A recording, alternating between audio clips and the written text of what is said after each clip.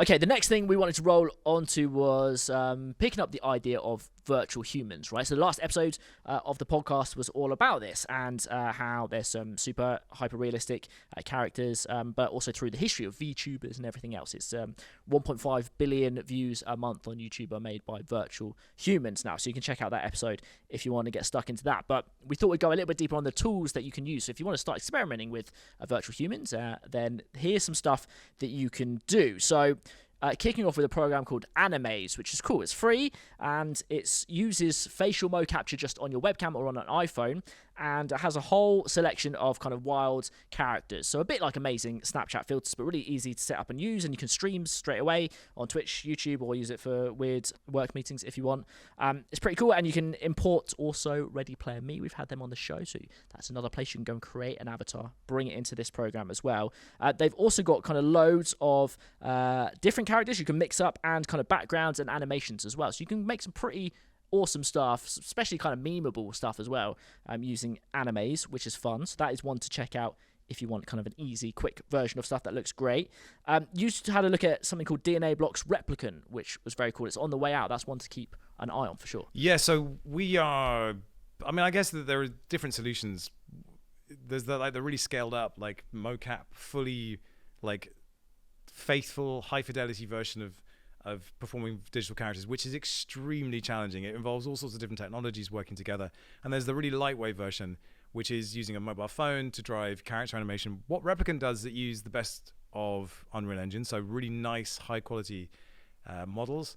They give you certain models, they give you certain backgrounds, and the way they do it is, again, very lightweight. But the trick is here, they're just using a mobile phone. You can plug in more sophisticated mocap data, but for most people, that won't be necessary.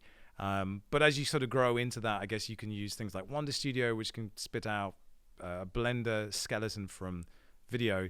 But what I liked about this one is that they've got all sorts of other tools built in there. So the back end is Unreal, but they're trying to build a system where you can easily swap out a voice, you can easily swap out a character, you can easily swap out types of animations.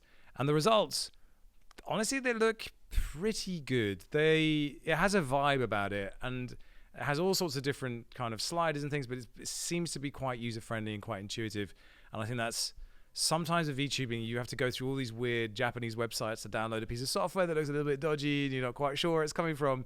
But that one felt a little cleaner. But we'll have to see what it's like when we actually get to it, because at the end of the day, like, if it doesn't make you feel good as a performer, then you're going to go and find the thing that does. And sometimes being too close to realistic actually falls short of the market. It's better to be more like a cartoon. Yeah, exactly. It's that whole TikTok thing that we were talking about before, right? But yeah, DNA Block, you can follow them on Twitter. Might as well follow Based AF if you're heading over to Twitter as well. Wanted to mention VRMs, virtual reality models. So this is kind of like a standard that a lot of programs use. There's an amazing free program called VRoid Studio where you can go and design and create your own VRM. It's 3D, but it's a bit more, looks like a kind of flatter animation, I guess. But it depends what you do with it.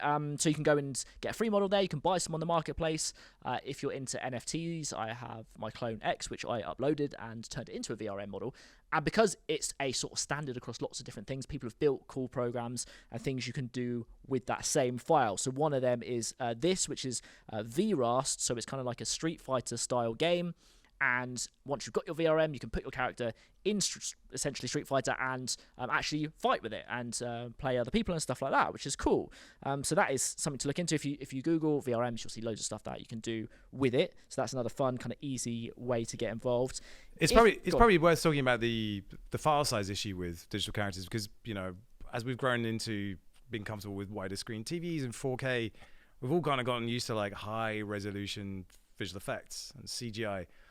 And VRMs were designed to be a really lightweight version of that, because VR, you can't really handle like high poly count models and stuff. So the VRM system is designed to be very lightweight. It's very easy to have lots of people in the same space at the same time without crashing and everything slowing down and becoming unusable. So VRMs are great for that. I love VRoid Studio. Like, it tends to draw people in via anime, but you can design any kind of character you want. What I love about it is that the animations are really like performative. I think that's the right word to use. So as you perform, something happens, and the way the weights of all the animations are triggered, it's just really fun. You don't have to do very much, and it captures the eyes really well. and it gives you like a really good kind of base starting point for going through. And there's another one that I experimented with last year, which is Deepface Live. Yes, that is wild, actually. Deepface Live is wild. So that came from the guys that created Deepface Lab, which is the software that was the most used for deep fakes. So I got into deepfakes a couple of years ago and was really trying to understand what they were and how they worked. And that was a whole world of crazy. Then Deepface Live comes along, and you basically plug in your webcam, and then you have a selection of models. They don't have. They're named like not the real celebrities. No, right? so there's a. It's like Tom Cruise. There's a Tom Cruise. Yeah, there's there's a Tom Cruise one. There's an Elon Musk one. There's a Sylvester Stallone one. There's a Jim Carrey one. Yeah. And so like you can just dial in how much this is sitting on top of you, but it does it live. So like I was live streaming, and I would just turn into Sylvester Stallone, and then like you see yourself, you're like, this is weird, but it's happening in real time, and it's so good because the models are so well trained. And that's just another thing where you can do it in real time. You can do it in real time. It's nuts. It's really weird, even for yourself, to watch yourself change into someone else's. Like, what is happening, let alone anyone else. Quick story, hired a computer. You need like a decent enough kind of computer to run it. And managed to accidentally, choosing the wrong settings, break the computer. So I took it back and I was like, I'm really sorry it's broken. Like, I've hired a faulty computer. And they went and looked at it and they were like, no, you've just saved 10,000 images of your own face to the desktop, and now it won't start when you start it up, because I was trying to do something weird with deepfakes. But it is good. It's free to download. If you've got a decent PC, it's worth having to play with for sure.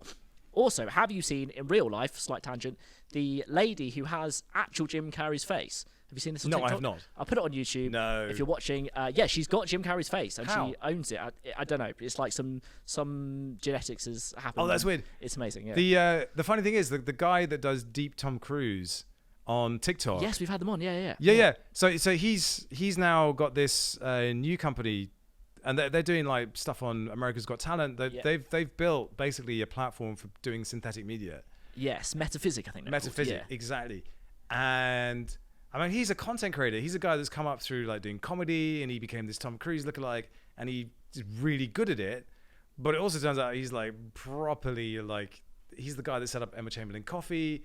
He's like he's a really interesting character, but just has had viral hit after viral. Do you remember Tom Cruise running for president? And it's just Tom Cruise running. Did you ever see that? It's amazing. It's just him running. And this script was beautiful, but like it's funny thinking back to that huge viral hit and where we are now, and how we can all just do that. Yeah.